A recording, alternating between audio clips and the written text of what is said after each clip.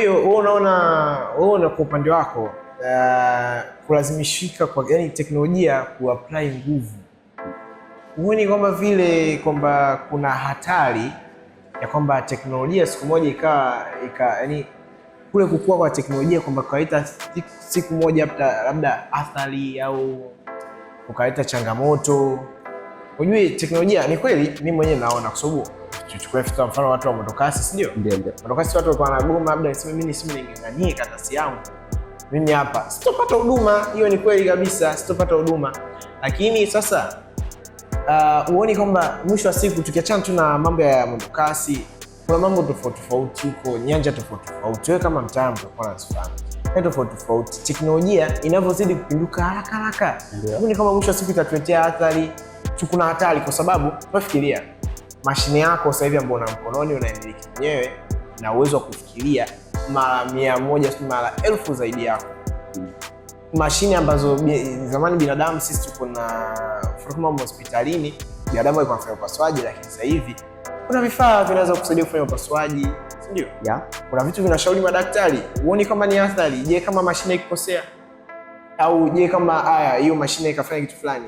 Na pia mashine kama inaweza kufikiria zaidi ya mwanadamu. Tumeona kwamba kuna nchi wametengeneza kiongozi ambaye anaweza kushauri. Uone kama ni athari, yani wametengeneza mashine ambayo kama kiongozi anaweza kushauri.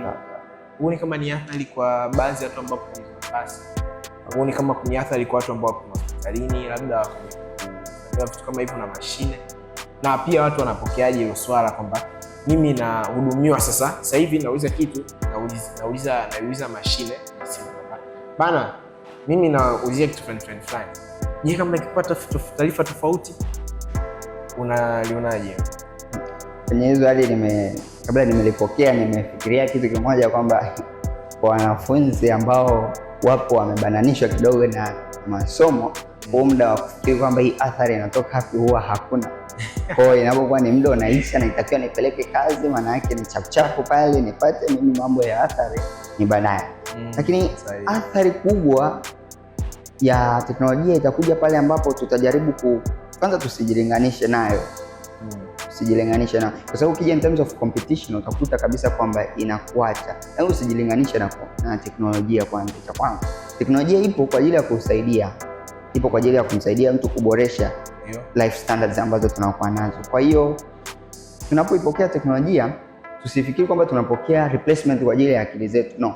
Kwa sababu utakutana na mifumo mingine ambayo kama huielewi, utatumia akili, bado hutaweza kuiendesha.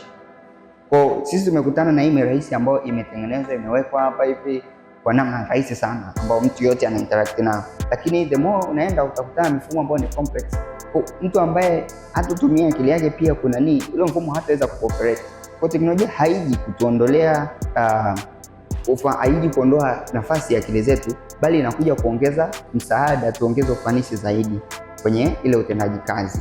Ni mfano labda kuona kwenye tunapotumia teknolojia katika kuprevent ajali za barabarani.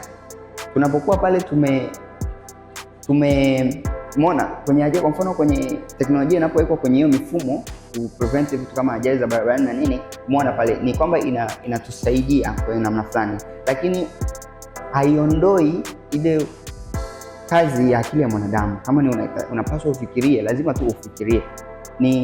Ni kwamba hatujapata muda wa kuzipitia baadhi ya mifumo ambayo ipo, lakini kuna mifumo ambayo kimsingi ukikabidhiwa bado lazima uwe unaielewa, lazima uelewe ndio utumie. Na ni shuhuda kwamba kuna mifumo mingi hata ya serikali, wafanyakazi wa serikali ambao wanaenda kutumia huwa wanapitishwa na kupewa elimu. So kwa sababu teknolojia imekuja imerahisisha, then unaweza tu kukaa pale. Kwa mtu ambaye anajaribu kukaa na fikiria, na wakati mwingine hata ukijaribu kuzitumia hata hizi tunaziita akili mnemba uzifanyie kazi, utagundua kama huelewi, utataka kutumia akili yako ile pale ina njia nyingi. Tena ili uelewe vizuri kuhusiana na teknolojia, ukajaribisha kwenye hizi tunaziita akili mnemba. Na zeni kwa Kiingereza AI, kuna watu ile neno la Kiswahili kidogo hawajai kulielewa vizuri limekaaje, kwa nini liko hivyo. Lakini kuna nini hizi tunaziita ChatGPT, sijui kuna Copilot. Hizo ukienda kujaribu kuzitumia kule, swali moja hebu uliza pale, ile swali linakuja kwa jibu hili. Ukiliuliza tena, mwingine akiuliza kwenye hiyo yote inakuja jibu tofauti, mwingine akiuliza inakuja tofauti. Maana yake nini? Yule pale ana uwezo wa kutafuta na ana generate maana yake. Sasa ana generate, sio kwamba anakuwa constant. Kwa kama angekuwa labda constant, pengine ndio ungedepend, lakini sasa kwa sababu ni generative, maana yake nini? Wewe lazima akili yako utaitumia, la sivyo utakuta unafanya vitu to infinity, hutamaliza. Kwa sababu ukimuuliza hebu nipe advantage zaidi, atakupa. Ukimuuliza tena atakupa, kwa sababu lazima utumie akili yako kulimit vitu, lazima utumie akili yako kufanyaje. Kwa akili yako haijawa kurepressiwa, bali atakusaidia kuongeza ufanisi kwenye mambo mbalimbali, kama anafanya kwenye masuala ya hospitali, na tusitumie anavyo kaweka kama ubinadamu, kama inavyotusaidia hiyo teknolojia kwenye masuala ya afya, kwenye masuala ya nini, usafiri unarahisishwa, kukata tiketi sio lazima usafiri umbali mrefu kwenda kukata, uambiwe hakuna labda ndege ya kesho au hakuna usafiri wa kesho, ni mtandaoni ukiwa umekaa umetulia, kwa hiyo inakurahisishia. Lakini sasa kama wewe unakata tiketi na akili zako umezizima, unataka kuzitumia, maana yake bado utakwama tu kwenye huo mfumo hapo. Ndio maana kuna wengine bado hawataweza kukata tiketi, sio kwamba wamezima akili zao, ila labda hawana elimu wa ule mfumo, lazima wakaelimishwe. Kwa hiyo unaona teknolojia ipo, lakini bado akili zetu tutazitumia, inabidi tuielewe hiyo mifumo, kwa hiyo tutatumia akili kuielewa hiyo mifumo. Asante. Kwa hiyo teknolojia imesaidia mambo mengi, naona hapo kwenye issue ya usafiri. Ni kweli kitu kabisa yani ambacho yani kilia kipindi hicho lazima utoke, mfano uko kijijini, utoke hapo ukata tiketi mpaka uende mjini ufike ukute ofisi. Ila hivyo bana, tunaona teknolojia kumbe ina faida. Ina faida. Athari hazikosekani pia. Athari zinakuja pale ambapo nimesema teknolojia inatusaidia. Kwa hiyo athari zitakuja pale ambapo tutajaribu kuassume teknolojia kama replacement ya akili zetu. Utaziona athari zake.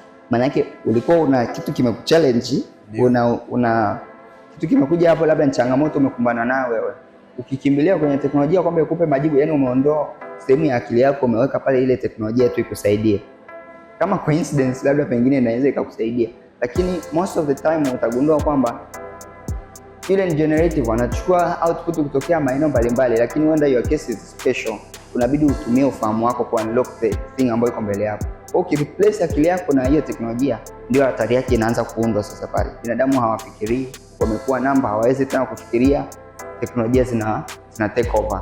Lakini ukiwa unatumia akili yako utagundua kwamba zile zinahitaji cooperate, zinahitaji kuongozwa kwa tunabidi tutumie akili zetu ili kuziongoza. Kwa athari kubwa inaanzia tunapo replace, kwamba hii teknolojia tuna replace na akili ya mwanadamu. Kwa sasa hapa ndo yani akili yangu sasa natoa naweka teknolojia pale, utagundua kuna changamoto. Sasa teknolojia yenyewe imeibuka kutokana na akili tena za wanadamu, hazikujitengeneza zenyewe.